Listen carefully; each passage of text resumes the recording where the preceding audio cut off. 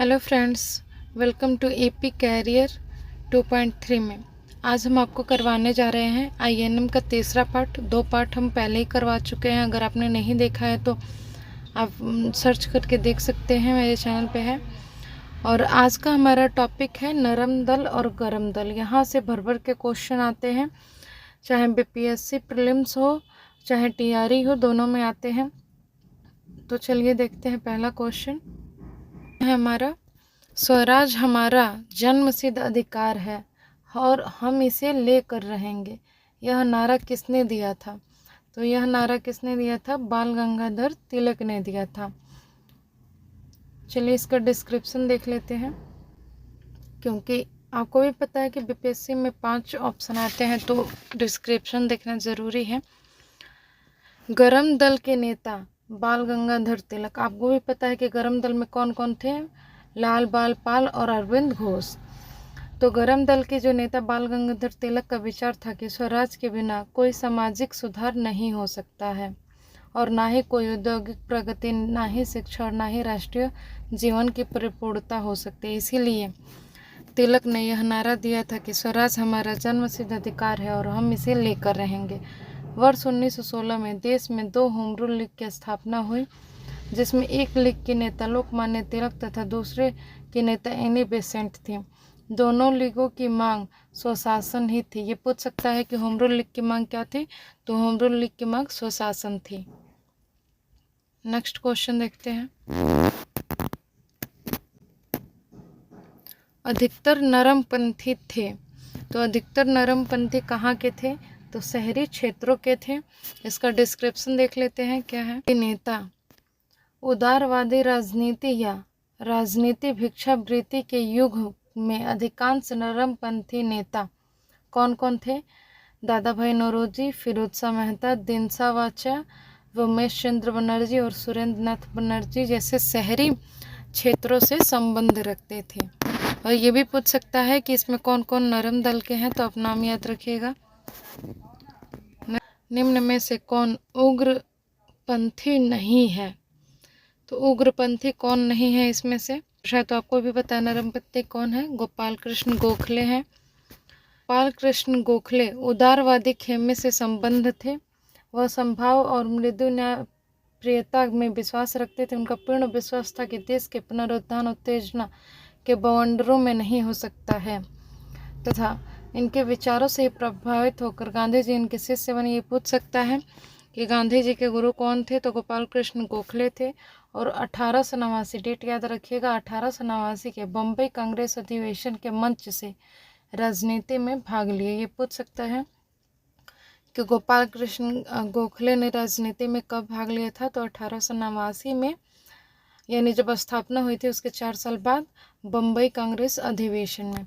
तथा 1897 उन्होंने दिनसा वाचा को भारतीय व्यय के लिए नियुक्त वेल्वी आयोग के सम्मुख साक्ष्य देने को कहा।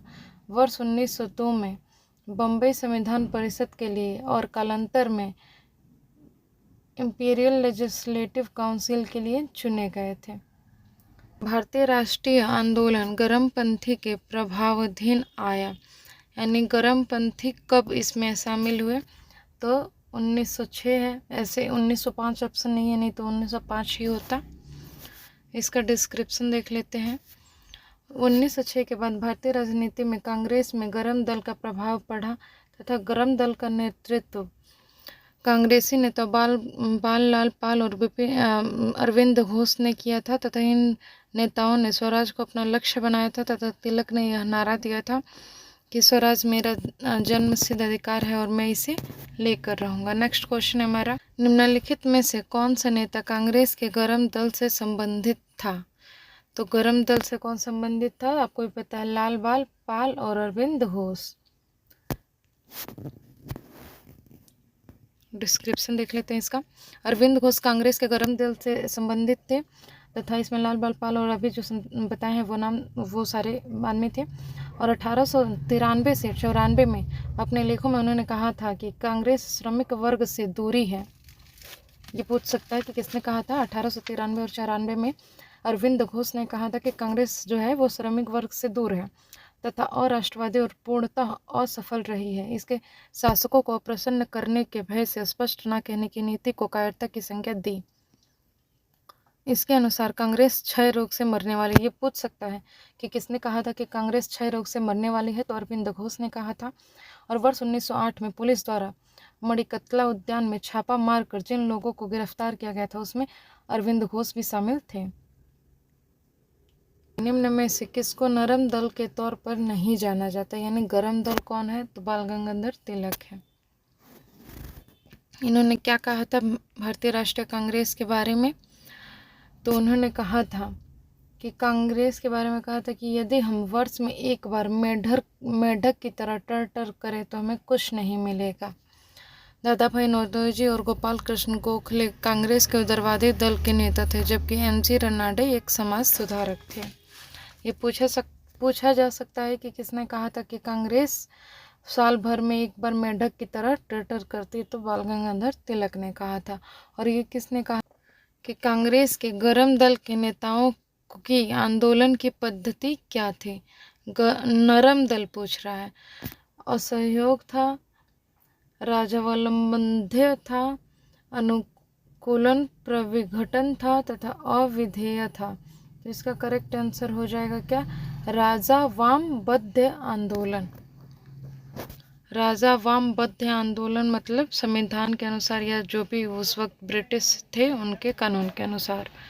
तो कांग्रेस के नरम दल के नेताओं के आंदोलन की प्रमुख पद्धति राजा वामबद्ध आंदोलन अर्थात प्रशासन में भारतीयों की भागीदारी की मांग तथा जनता में राजनीतिक जागरूकता उत्पन्न करने। शेरे पंजाब के नाम से कौन मशहूर है, तो शेरे पंजाब लाला लाजपत राय को कहा जाता है। लाला लाजपत राय को शेरे पंजाब के नाम से जाना जाता है। ये भारतीय राष्ट्रीय कांग्रेस के गरम दल के नेता थे। इन्हें पंजाब केसरी के नाम से भी जाना जाता है। और साइमन कमीशन का जब ये विरोध कर रहे थे तो लाठी लगने की वजह से घायल हो गए और उनकी मृत्यु कब हुई, 7 नवंबर 1928 को उनकी मृत्यु हो गई। नेक्स्ट क्वेश्चन है हमारा, बाल गंगाधर तिलक यानी लोकमान्य के नाम से जाने जाने लगे कब, यानी बाल गंगाधर तिलक लोकमान्य के नाम से कब जाने लगे, तो इसका करेक्ट आंसर ए है। तो डिस्क्रिप्शन देख लेते हैं हम। एक से अधिक हो जाएगा, कोई फिक्स नहीं है कि उनको इसी घटना के बाद लोकमान्य तिलक कहा जाने लगा, ये ऐसा कोई फिक्स घटना नहीं था। ब्रिटिश सरकार ने बाल गंगाधर तिलक को पुणे के तत्कालीन प्लेग कमिश्नर W.C. रैंड और लेफ्टिनेंट आयरस्ट की हत्या के मामले में अभियुक्त बनाया था। किसकी हत्या में, तो W.C. रैंड और लेफ्टिनेंट आयरस्ट की हत्या पे बनाया था।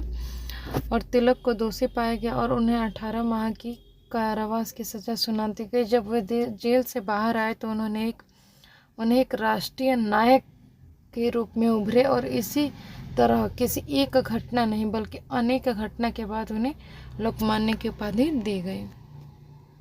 1908 में बाल गंगाधर तिलक को जेल हुई थी। तो कितने वर्ष का जेल हुआ था, तो 6 वर्ष का जेल हुआ था। 1908 में बाल गंगाधर तिलक को केसरी में प्रकाशित लेखों के आधार पर राजद्रोह का मुकदमा चलाकर 6 वर्ष के कारावास की सजा देकर मांडले जेल यानी म्यांमार में भेज दिया गया था।